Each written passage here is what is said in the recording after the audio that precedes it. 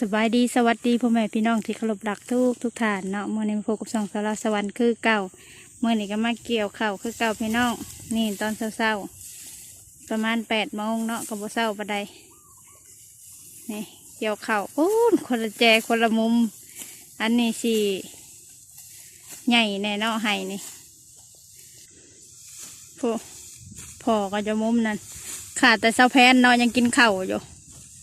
สิแพนยังกินข้าวเช้าอยู่สิข่อยกินก่อนลงมาก่อนข้าวอะไรข้าวก็สูงอยู่ได้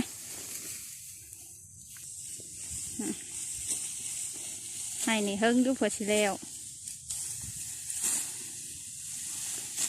นี่อันนี้เป็นที่ทำเกี่ยวผ่านมาแล้วเนาะแดดมื้อนี้ฮ้อนมื้อนี้หามปกติมื้อน่ะหนาวฝนตกมื้อนี้ฮ้อนแล้วพี่น้องมีลมอยู่แต่ก็ฮ้อนลายอยู่เนาะตอนนี้ก็มาครบชิวคูชิคนแล้วเนาะพี่น้องเขาก็ได้ครึ่งหนึ่งมื้อนี้จักสิแล้วนาสิแล้วอยู่เนาะตอนเช้าตอนแรกนาสิเกี่ยวให้ใหม่ลมเย็นแดดแต่ก็มีลมเย็นอยู่เนาะ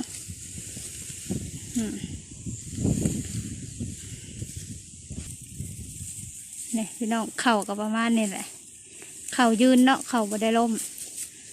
โอ้สาวเพนปิดหน้าปิดตาเป็นฮอนแดดลาย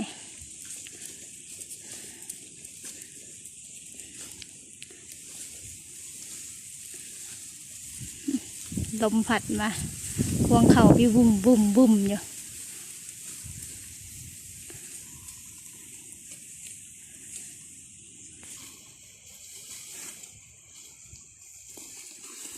หายใหญ่เติบได้เนี่ยเท่าพออยู่คนเดียวคน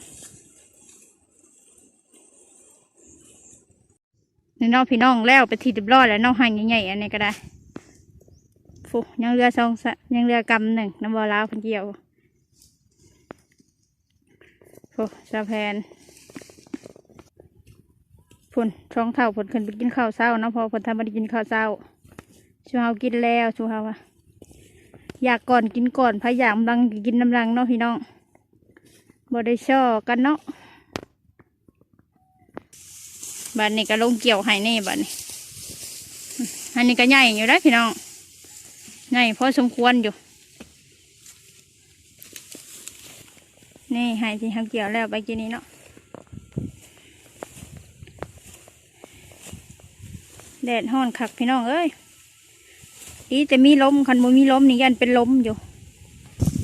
ตีเด้อสาวเพชรเกี่ยว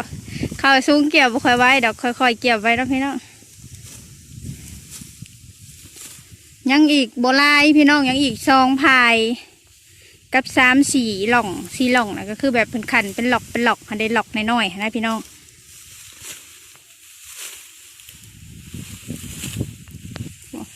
เกี่ยวคนละสดละแจคนละมุมเนาะแมงมันนี่น้องพี่น้องเกี่ยวข้าวจับแมงมันไปนำเพื่อเกี่ยวข้าวแล้วนี่แล้วซองกระปอกอันนี้หายันเด็กพ่อครัวพี่น้องเอ้ยโอเคเนาะเกี่ยวข้าวกันเด้อบัดนี้มาพี่น้องเกี่ยวข้าวน้ำกันพี่น้องเกี่ยวข้าวเลยเด้อพี่น้องทุกคน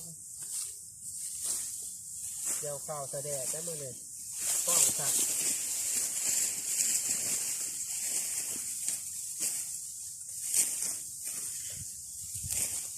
อยู่คนละแจอยู่คนละมุม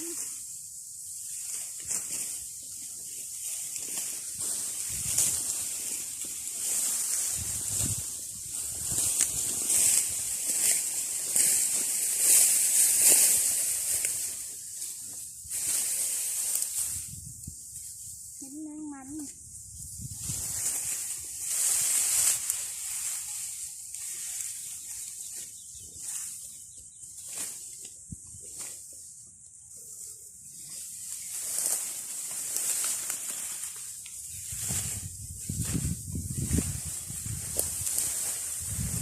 เกี่ยวข้าวพี่น้องเกี่ยวข้าวซอยนั่นนี่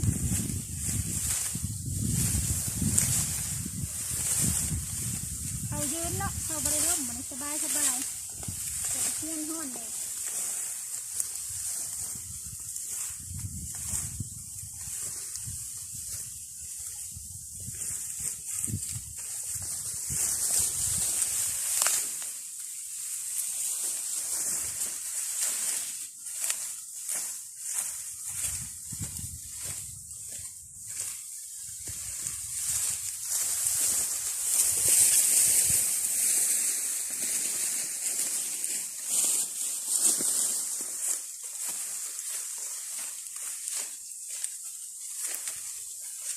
เดี๋ยวเขายืดอีกสักไว้มา เกี่ยวขาชุมเกี่ยวเอาไว้เนาะเกี่ยวชา ที่เขาที่อ่ะเนาะ อยู่กัน3 คนเนาะตอนนี้มีบ่าวลาวมีสาวแพนแล้วก็มีขน้อยเอง หนึ่งมัน แมงมันได้แมงมันอีกแล้วพี่น้องนี่ใส่กระเป๋าไว้ขวดดินเกี่ยวเข้าไล่คุบแมงมันไปน้ำแม่ก็พอแล้วไปกินข้าวไปง่ายงูแล้ว ก็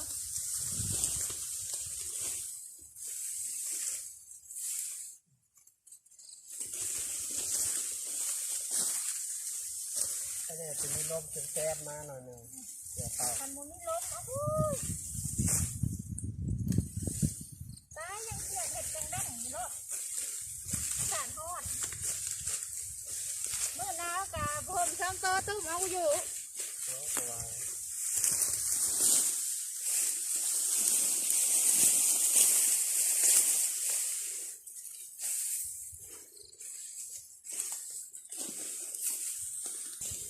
แดดฮ้อนแมงมันนี่มันกระลายอยู่พี่น้องเลยแต่ว่าไล่คุบบ่ทำ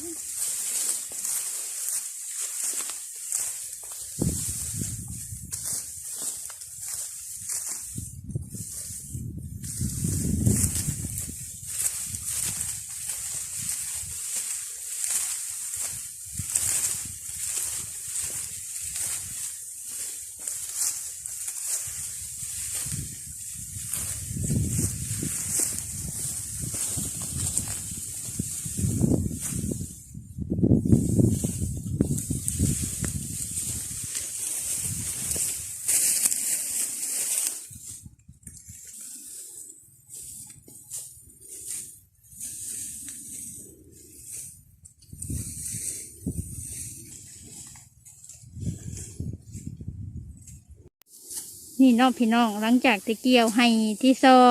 2ก็ได้รายเติบไปค่อนข้างแล้วเนาะค่อนข้างเกือบแล้วแหละเจ้ากระสิแล้วแล้วเนาะกระสิต่อให้ใหม่แล้วคันแล้วกันเนาะนี่ก็มากันครบทีมเลยหลังจากที่หวนไปกินข้าวมานะพ่อกับแม่ประมาณนี้แหละเกี่ยวให้ใหญ่แต่มันก็เลยอยู่ห่างๆกันแจไผแจมันมุมไผมุมมันเนาะพี่น้อง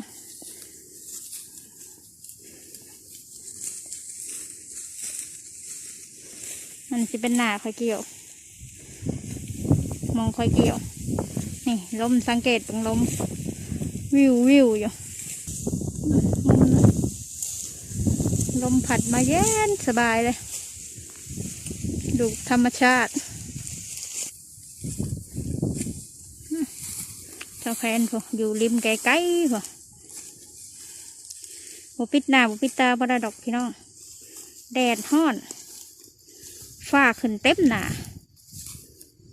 นี่สุดยอดลมเย็นดีขนาดเลยบดสะดอกมีบดมีแดดเดียวบดเดียวแดดคักบรรยากาศสลับซับเปลี่ยนกันไป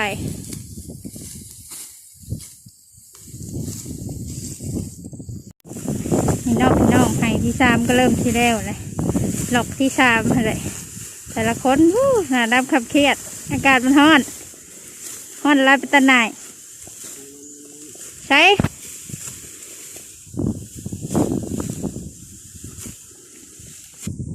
พี่น้องจับได้แมงมันเข้า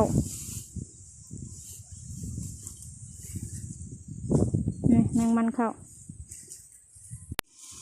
ไปต่อเกี่ยวต่อ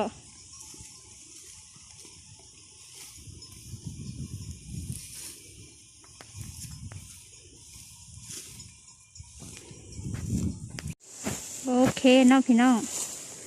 หลังจากที่เกี่ยวเก่ามาได้เที่ยงแล้วก็ขอจบคลิปเพียงเท่านี้เนาะ